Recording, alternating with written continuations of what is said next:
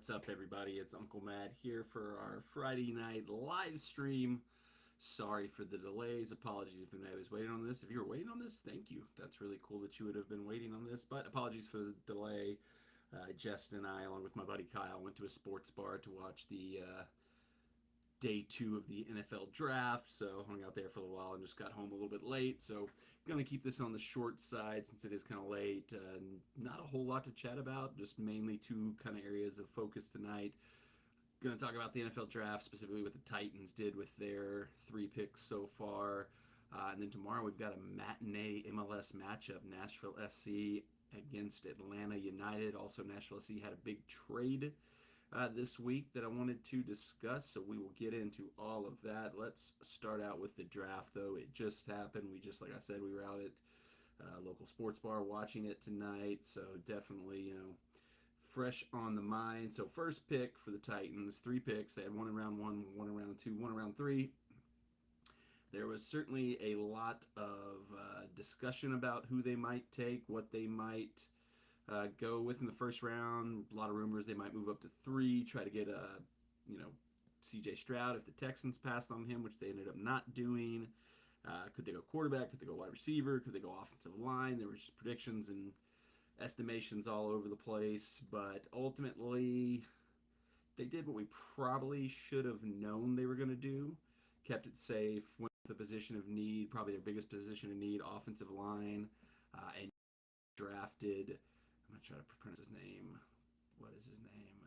Let me see. Peter Skoronski. Peter Skoronski, left tackle at Northwestern, but one of the sort of not necessarily knocks, but I guess one of the criticisms of him is that he doesn't have ideal arm length for an NFL left tackle, so he may end up having to play guard at the NFL level, which not the worst thing in the world for the Titans because they just need all the offensive line help they can get. So if he can play left tackle, and we've got our left tackle for the next 10 years, awesome.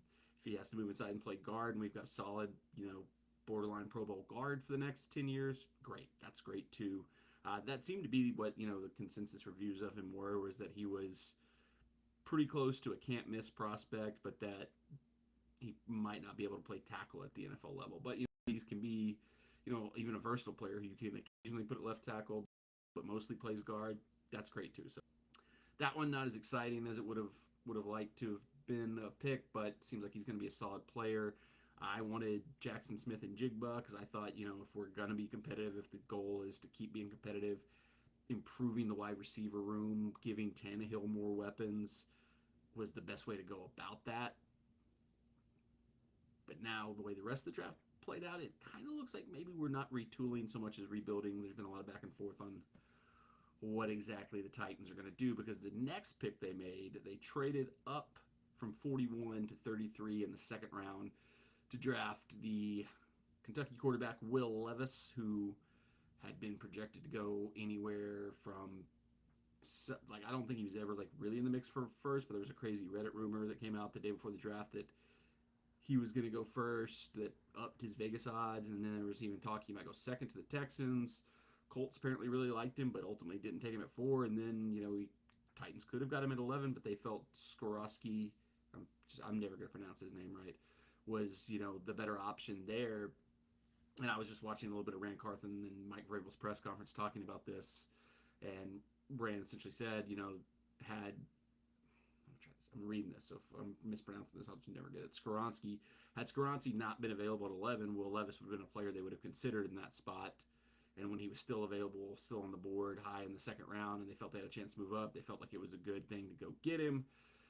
So they traded up, basically swapped a few picks with the Cardinals and sent them a third-round pick for next year, moved up, took Will Levis. He's, a very polarizing figure for most people in the draft. They keep saying he's got all the tools, that he's got the build, he's got everything you'd want out of a quarterback, but he just never quite put it all together at Kentucky. Kentucky's not necessarily known for being a high-profile football program, so, I don't know what the talent around him was like. I don't know what the coaching he got there was like.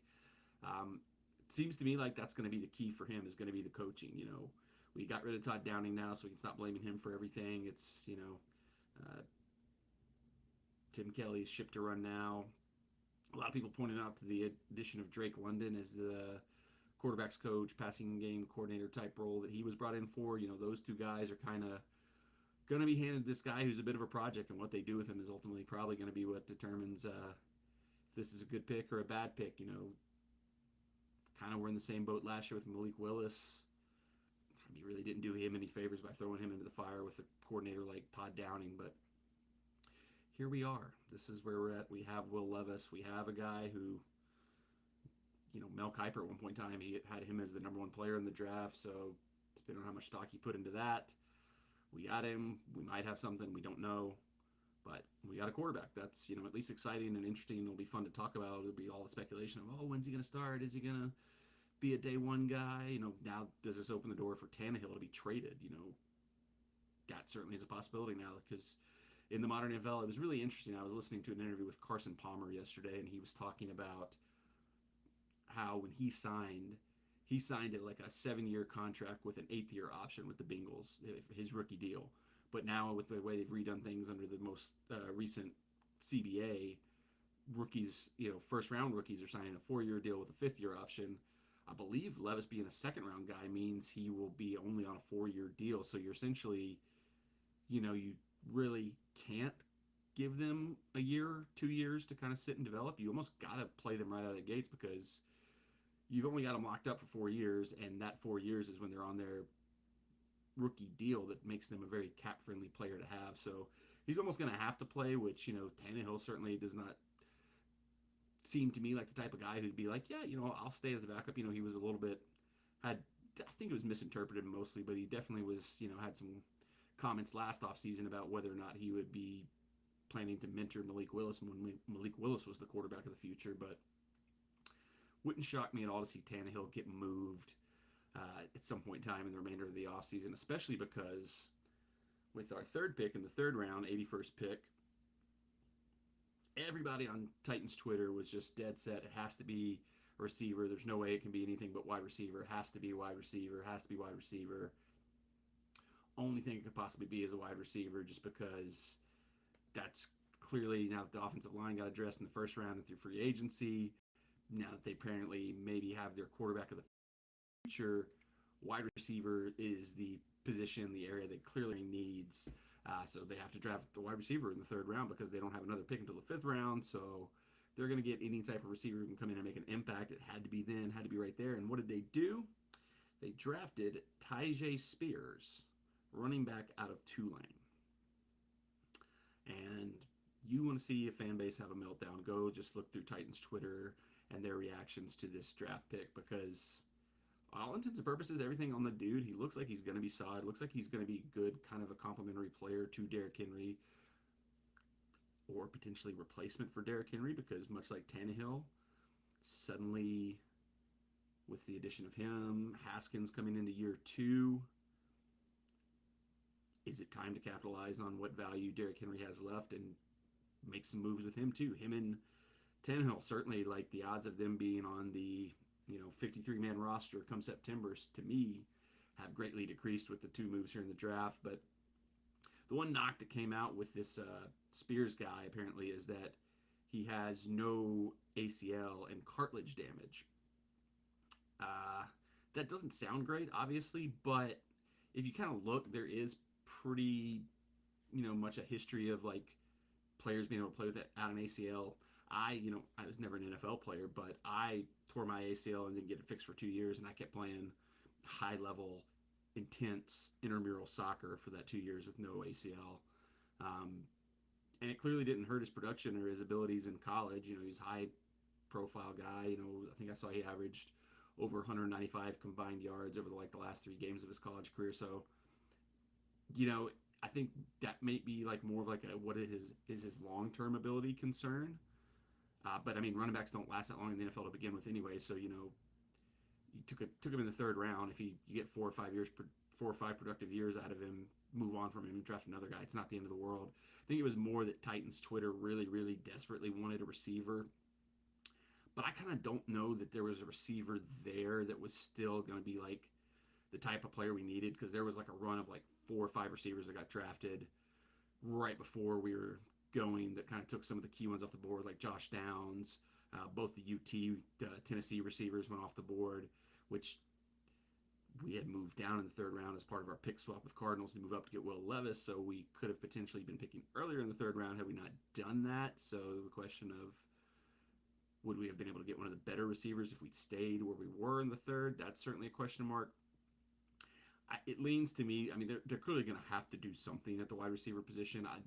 We don't pick again to the fifth round right now. So do we trade back into the fourth to maybe snag one of the receivers that's remaining? Do we just grab whoever's left in the fifth? Like I mentioned, with Derrick Henry and Ryan Tannehill, especially now kind of maybe being more likely to be tradable assets, do we look and go get a veteran wide receiver somewhere? I don't know that what he really has left. He's had some injury problems the last few seasons, but somebody on one of the podcasts I listened to proposed an interesting idea of trading Ryan Tannehill for DeAndre Hopkins with the Cardinals, which, we have a relationship with that franchise. Obviously, we made the trade with them that got us Will Levis. Their general manager is a former staff member here at the Titans, so there's a connection there. There's a relationship there. They're going to need a quarterback at least for the first little stretch of the season because Kyler Murray's not going to be ready to go coming off a torn ACL. DeAndre Hopkins wants out. They probably want to get his cap hit off the books. I don't know that there might have to be some picks thrown in to make it more equitable, but I mean, Ryan Tannehill for DeAndre Hopkins, I'd make that move. You could say, we're going to get burned by a veteran wide receiver who's lost a step again like we did with Julio and Robert Woods, but I think if you're trading a guy that you've already replaced in Tannehill, essentially, if you've already got your plan to replace him, you're trading a guy that you're not planning to have on the team. That's not as valuable as when we gave away like a second and a fourth for Julio or whatever it was for that terrible trade. So that's a move I'd make. I don't know if that's a realistic move, but I mean, I think this doom and gloom that because we didn't draft a wide receiver yet, that the franchise just doomed, and there are people who have already given up on the Ran Carthon area that just started. People have already given up on Mike Vrabel, who has been a pretty dadgum successful NFL head coach. I didn't even occur to me really. They put it up on the graphic at one point in time when the Titans were on the clock today that this past season was the first time they'd missed the playoffs since 2018. So one sour season, a couple of bad moves by the former general manager has definitely soured up the Titans fan base. I don't know if it's I feel like sometimes Titans and Nashville SC both are just very sour fan bases, and we'll get into the Nashville SC trade that happened this week as well, because that was, I don't know if it's just social media or what, but it just seems like some of this stuff brings out the worst of fandoms. It's like none of these guys have got on the field yet. We're May, June, July, 4 months away from the first game, so the roster's not anywhere close to being completed for what it could be. If we get to game day one, whatever it's going to be, Jacksonville Jaguars coming to town or something like that, and Nick Westbrook-Akine is our number 2 wide receiver, yeah, that's going to be a problem. That'll definitely be a problem, but the old trust the process line comes into play here. You just got to see how it plays out. There's, I'm sure, more moves to come. I'm sure there's more roster building to be done, especially because, like I said, I think suddenly Derrick Henry and Ryan Tannehill are much less likely to be Titans come September. Tannehill more so than Derrick Henry, because I think, like I said, if you drafted Will Levis, you pretty much got to throw him in there. You got to see what you got. You got to get him going. Got to get it started. You can't waste time on these short contracts that rookies have now. And Tannehill's not going to want to stay here and just sit there and be a backup. So unless they do think they need to give Levis a year or something like that, I don't know how Tannehill stays on the team. Derrick Henry, I think, is more likely to still be a Titan, but if somebody comes in with a sweet offer of a certain player or a certain draft pick for Henry, you've got a little leverage now where you can feel a little bit more comfortable moving on there. Couple quick questions here. Richard says, I was wondering who was going to get that Kentucky quarterback. I think it's a nice pick for the Titans. Yeah, I mean, I don't really know that so much of the stuff that he's got knocked for is stuff that concerns me, because like I said, in theory, if your coaches know what they're doing, which that's certainly a question mark for our offensive coaches, they can, fix those things if he's willing to learn, if he's willing to work, if he's willing to get the job done, so, and being at Kentucky, people mocked him for leaving Penn State, not being able to get the starting job in Penn State. How many quarterbacks have we seen over the last, especially where transfers are so much easier now, leave one school and go to another school and it's all fine, it doesn't matter. The same people who were super high on Hendon Hooker, who failed at Virginia Tech and had to go to UT and only had one good season at UT, were knocking Will Levis for the same kind of stuff. And I'm like, it's just the draft process. It just seems like the analysts, the people who study this stuff, and granted, they do a lot more studying than I'm just doing an eyeball test off what I've seen and what I've heard from other people. So, I guess they've done certainly more research than me, but I think sometimes they just once they get their opinion, once they get stuck on it, almost it's your take. You got to die on the hill of whatever your take is, and so I think they get too stuck on that sometimes.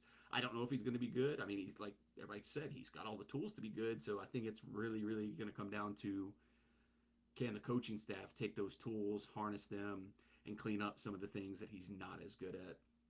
It always takes a couple years to develop a quarterback in the NFL.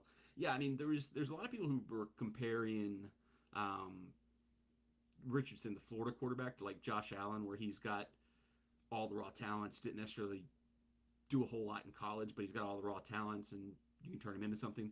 Josh Allen looked like a bust for 2 years. Josh Allen looked like he sucked for 2 years.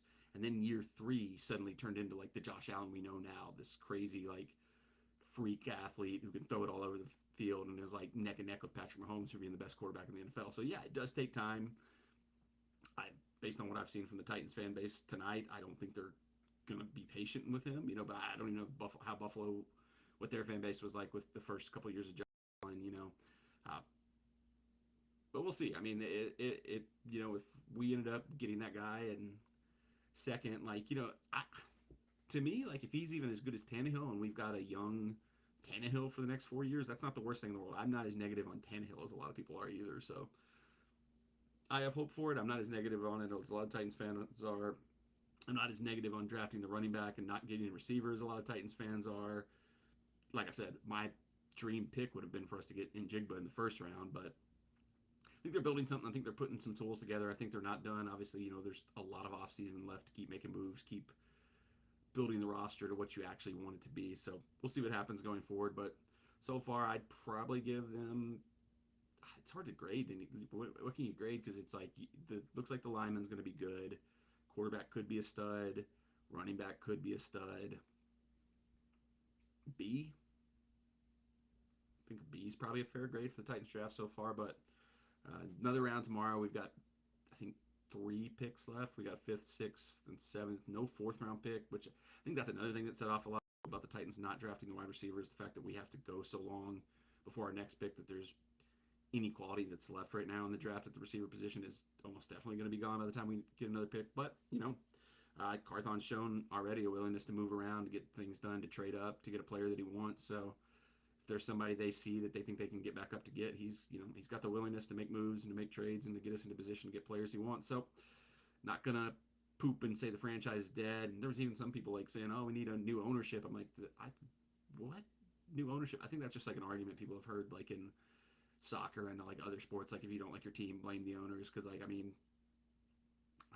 know that, particularly since Amy Adams took full control. I think she's been one of the more committed, better owners in the league. So we'll see what happens there. It's interesting. I'm not, it's all a work in progress. It's too early to say how any of it's going to play out. But I like that we got a quarterback. It makes the team certainly more interesting. He might suck. It might be a total bust and not work out. But it's going to be interesting the next 2 to 3 years to see what happens there. It'd be more interesting having Will Levis here and seeing how that all plays out than if we took an offensive line and then a middle linebacker in the 3rd round or something like that, or an offensive lineman and like the 13th best wide receiver in the 2nd round or something like that. So it makes the team more interesting. It makes there a little bit more intrigue about how this is all going to play out. So a lot of draft left to go still, though, and a lot of offseason left to go yet. So yeah, let's not throw the baby out with the bathwater quite yet. Can we be upset that we think the Titans should have drafted a receiver? Yeah, that's fine. But I mean, it's not like burn the house down, kick everybody out after 3 draft picks. I mean, we're clearly in a transition period. Things are going to take time to get all the way fixed. It's not going to, you can't snap your fingers and fix something like that in certain situations.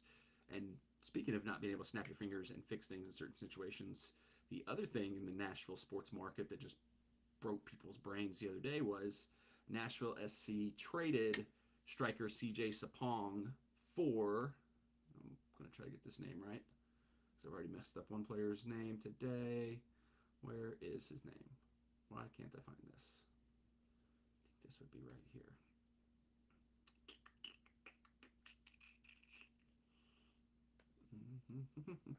Well, we traded CJ Spong with Toronto FC to sign a new center back. With why is this just not here? This is making me really frustrated right now. Ugh, this is annoying. What is his name?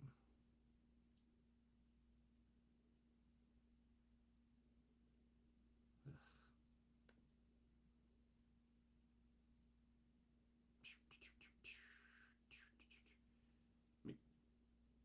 This is really frustrating. Why is this information not right where I want it to be?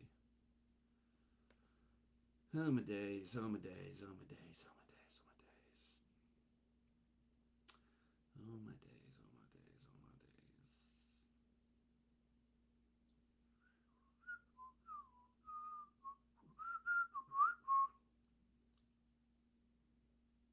It's like McNaughton or something. I just can't remember exactly what it is.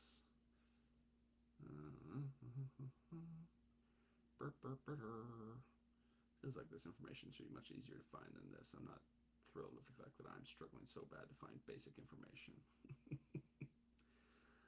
Boy. This is annoying.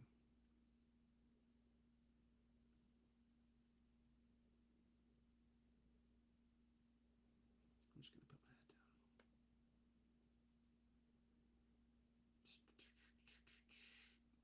All right, Richard has it. It's Lucas McNaughton. I think it's Lucas McNaughton, if I'm not mistaken. So I like the trade. CJ Sapong at this point, I think it probably is the best thing for him to have left Nashville because he clearly just was not in rhythm anymore, not in form anymore. Clearly, was bumping up on a full calendar year without having scored a goal. I think we got up to 333 days before the trade. Bummer, we don't get to see it get all the way to the fruition that we got denied, seeing a striker go 365 days without scoring. So gives him a fresh start, a chance to reset, a chance to kind of get his feet back under him. And I think, he probably won't be the first choice striker at Toronto, so there's not going to be as much pressure on him there. He'll be more of a change-up player, more of an off-the-bench player there for them. So, they've got, players there that can kind of carry the load a little bit more than what we did. So, a good opportunity for him. And we desperately needed another center back. We saw it last week against LAFC. Zimmerman had to come off about 58 minutes in with tightness in his groin. And just the defensive line was just completely disheveled when he went off, and we gave up a goal almost immediately after that. Having to move Dan Lovitz from left back inside to center back just did not work at all. So we get the center back depth that we really, really, really desperately needed. But I think a lot of people were very upset that we did not make a move for another attacking threat, another secondary goal scorer, because if there's two big issues that we've seen through the first season, been that we needed another goal scoring threat beyond Hani Mukhtar, and we needed depth at center back. We addressed one of those. We didn't address the other one. But if you kind of look at, it's not like there's like a bevy of like 30 goal strikers just sitting out there waiting to be taken. We've seen this in the past with some of our moves, like Shaq Moore last year, Ake Lobo when he first came in, where I think the MLS calendar almost, not almost, it really does hurt Nashville SC when it comes to being able to make transfers, because our preseason transfer window is, December through April, which is in the middle of the European season. It's in the middle of almost every other league season in the world. Teams aren't that anxious to give up top players, key players, in the middle of their season. Hit the summer window when other leagues are in their off season, we're in mid season. That's where you can do a little bit more. You can get a little bit more done in transfers. Like I said, Shaq Moore last year, we knew we wanted to sign him in the winter. Getafe, which I believe is where he was in Spain, didn't want to let him go in the middle of their season. They held on to him, and when the season was over, they were like, okay, now you can have Shaq Moore. Similar thing happened with Ake Loba a couple years back. We wanted him in January. We wanted to get the deal done then. Couldn't convince his team to release him in the winter window. Had to wait till the summer. And by the time he came in, once again, I think CJ Spong really screwed up Ake Loba. CJ Spong was like having his best season since like 2018 and couldn't take him out of the lineup. So Ake Loba shows up and showed up out of shape, didn't have the right fitness, so can kind of blame himself a little bit too there. But CJ Spong took the striker spot and never gave Ake Loba a chance to really get into it. So we've seen it before. So I think the expectation, the idea, and if you listen to anybody that like covers the team, they've all kind of hinted and beat around the bush that I don't know if they know a specific player or if they just know that the club's going to make a move in the summer, but the strikers come in the summer. We also made a trade with FC Cincinnati to bring in an international spot, which allows you to get a little bit of a higher level player than just a normal roster spot would. Also, speculation that we could buy out the designated player contract of Ake Loba to open up a designated player spot. But either way, it looks pretty clear that when the summer window opens back up in July, we're probably going to go and get a striker. Now, there was a lot of people who were critical, like, well, you're throwing away half the season. You know, you're just washing on the season. You can kind of get away with that in MLS. You know, 8 teams out of like, what is it? There's like 14, 13 teams in each conference, and 8 of them are going to make the playoffs. So if like you just stay in the top 8 or even around the top 8 until July, and then you get a top level striker in, you're fine. Will you win Supporters Shield? No. But I mean, Richard in the chat, you know, he's Toronto FC fan. They were towards the bottom of the league last year, and then they brought in the 2 Italian players, and they made a late charge to get into the playoffs. I don't remember if they actually ended up they made the playoffs. Did they make the playoffs or did they fall just short? Either way, you just kind of keep the ship steady. Get a new player in July who can add some more goals to the lineup. Hit your stride because MLS does playoffs and not like, you know, a European soccer league where the league table determines the champion. All you got to do is be good at the end of the season. You got to hit your stride at the right time.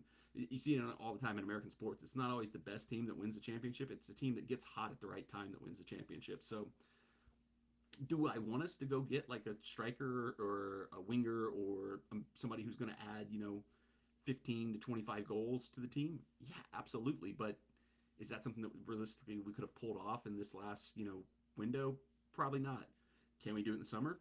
Certainly hope so. Now, if we get to summer and we don't bring anything in, we don't make any moves there, we're still just rolling with hope and a prayer that Hani Mukhtar can score all the goals, yeah, we're going to be in trouble. But in MLS, you can get away with kind of holding your ground and trying to like just keep the ship steady until the summer, because as long as you keep yourself in and around the top 8, you're right where you want to be. You can get in the playoffs. You can make something happen once you kind of have your more fully formed squad, you know, going into the playoffs. Like, we were a completely different team when Shaq Moore came in. Like, but Eric Miller was fine for the first, you know, 4 or 5 months that he had to be the right back for the team last year. He was usable. I don't know if I even say he was fine, but see here, like TFC NSC trade. I hope that CJ can turn things around. Our Italian DP score some goals. Lucas is a good kid, good depth for your defense. Yep, glad to hear that.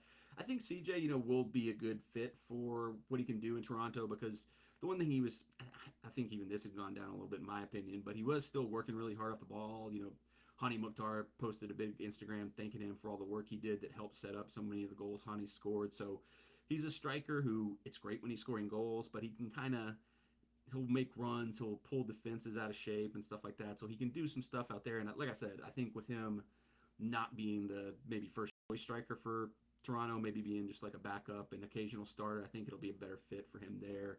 Lucas McNaughton, yeah, thanks. I knew I was going to get there. A good deal. Yeah, it was kind of a weird one where uh, Richard mentions that NSC is paying the majority of CJ's salary.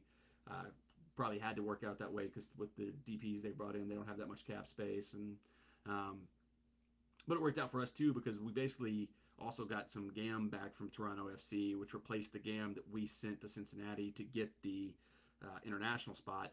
Don't know how GAM works, but apparently it's something you want to have, so maybe we'll use it someday. We'll see what happens this summer. Uh, TFC did not make the playoffs, but I do remember they were like a lot better the second half of the season last year than they were the first half of the season. They came here late in the season, or we went up there, I remember, and they beat us pretty they came here and they beat us pretty handily. Looked like a much better team than what their ranking would have, or their position in the table showed at that time. Watched a lot of MLS supporters podcasts. Everyone wants their teams to get. That's the thing. It's like the fan base here. There was people that were just losing their minds because we didn't go sign a striker. Like, that's just something they grow on trees. You just go get a striker, and then you just. What you mean Nashville SC couldn't convince Erling Haaland to come here? You know, it's, you gotta, I think sometimes Titans, Nashville SC fan bases could maybe, like, you know, try to like live in the real world a little bit more and kind of understand the ins and outs of how these things work. That it's, you know, if your team doesn't sign the player you want them to sign, it's not a personal attack. It's not some kind of vendetta. It's not some like deep-seated plan. Like, there's the Titans, even the media, like, and it is a little bit weird with the way the Titans history with wide receivers. Just everybody seemed to be like, I can't believe why the Titans hate wide receivers so much. And I'm like, I really don't think the Titans hate wide receivers. There's probably just been some weird circumstances over the years that fuel that narrative, but it's not like this team hates me. They didn't sign a striker. They don't care about winning. They're not trying to do anything. It's like, just take a minute to think about what it takes to actually go get a striker and who are the strikers available. Because everybody was complaining that we didn't go sign a striker.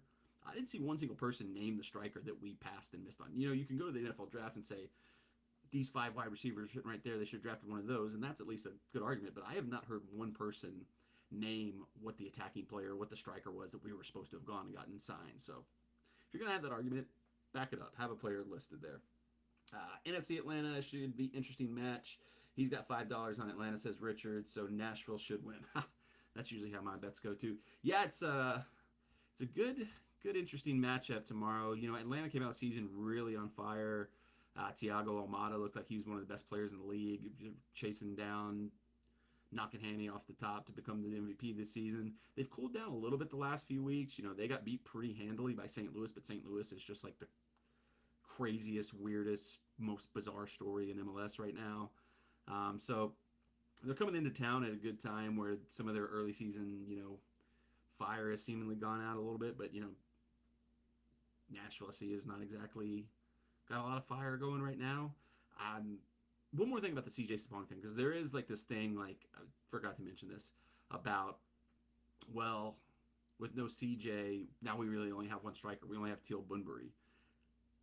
I kind of like that because I kind of, and I could be, this might not turn out to be right at all, but I kind of think, if anything, that could be good for us because that's going to force Gary to come out of his comfort zone a little bit. He's going to have to get a little bit creative, especially if Teal gets hurt, which is a very real possibility because he seems to always be hurt. If Teal gets hurt, the only other natural striker we have on the first team right now is Ethan Zubak, who scored the winner in the Open Cup Wednesday night, but he's probably not somebody that you want to be your starting striker at the MLS level. He's, you know, decent little player to have in your squad, but if Teal goes down, he's probably not what we want to be starting for any stretch of time.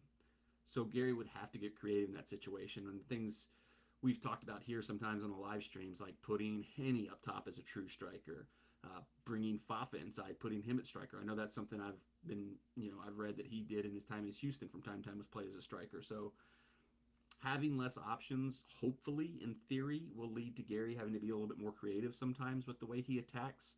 I thought, you know, the first 20 minutes of the LAFC game last week was some of the best attacking soccer we've played, you know, in quite some time. You know, we were very unlucky to have not gotten a second goal in that 20 to, you know, 25-minute stretch that we were really on top of the game. So hopefully that's a step in the right direction.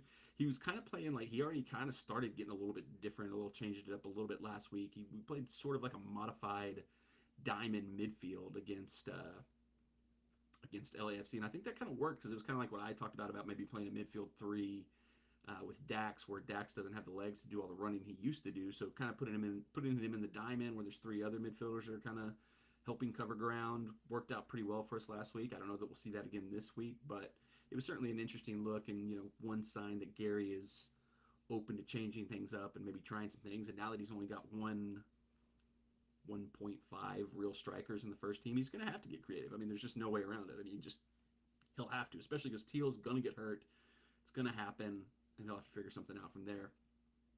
But back to Atlanta, I think it's probably going to go largely the same way most of the Nashville SC games have gone this season.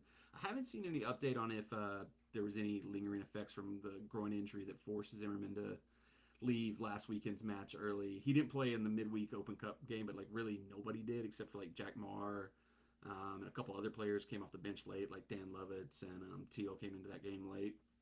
So most of our first choice players didn't play in that game, so that's not necessarily a clear indication of anything. And I haven't seen an injury report for this week, so I don't know if Zimmerman is going to go or going to not. But if we got Zimmerman, if we got Marr, if we got our full choice, you know, starting back line, much like every game this season, it'll probably be a tight game. Joe Willis will probably have to make a couple stupid saves.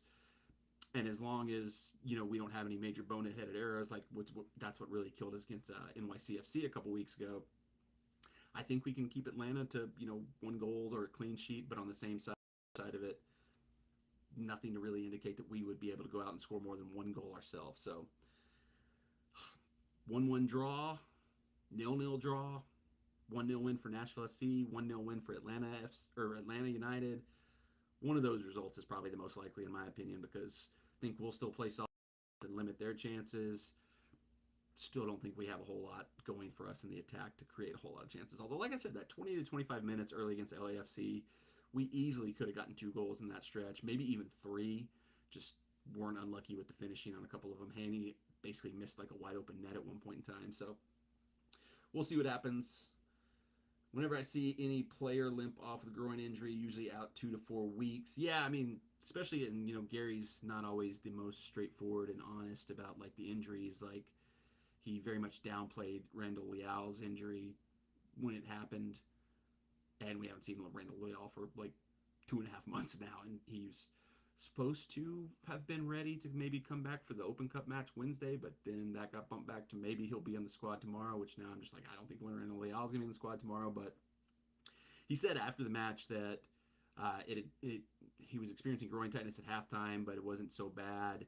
Tried to play through the second half, but they very quickly in the second half decided to pull him off to make sure he didn't do any like severe damage to it. So, yeah, it could go either way. He could be out for a couple weeks, or they could have caught it early enough to keep him from getting it aggravated last week. But we'll see. We'll find out early tomorrow because it is a matinee early kickoff. Like I've gotten very used to these 7:30 kickoffs, but tomorrow 12:30 local time, Atlanta United comes up the road comes up 24 East, take on Nashville SC at Geodis Park. I'll be there. I'm gonna do a game day vlog as always. I don't know what I'm gonna do after the game though. It's like I'm so used to like these 7:30 games where then I don't get home till like 11 o'clock and it's like, well, I'm going to bed. I'm gonna have like a whole day, so much time for activities tomorrow. What am I gonna do with myself? I don't know. But you'll find out if you watch further videos on the channel, and whatever we do will be on tomorrow's game day vlog. So thanks for watching. If you're not already, subscribe to the channel. Turn the bell on for notifications so you get alerted anytime I post a vlog, anytime I go live, anytime I do just about anything. I don't really know. I'm going to bed though. Got to get up early because I actually have to work tomorrow. I have to work before the game. It's going to be a long day. Tomorrow is going to be a long, long day, but it's going to be a fun one. So thanks for watching. Have a great night. See you at Taco Bell. Go watch the Taco Bell video. If you don't know, I've been saying that at the end of vlogs lately. I did a Taco Bell tribute video a couple weeks ago that'll explain that if you've been watching recent videos and be like, why does he always say I'll see you at Taco Bell? It might not even make sense after that, but go watch it anyway.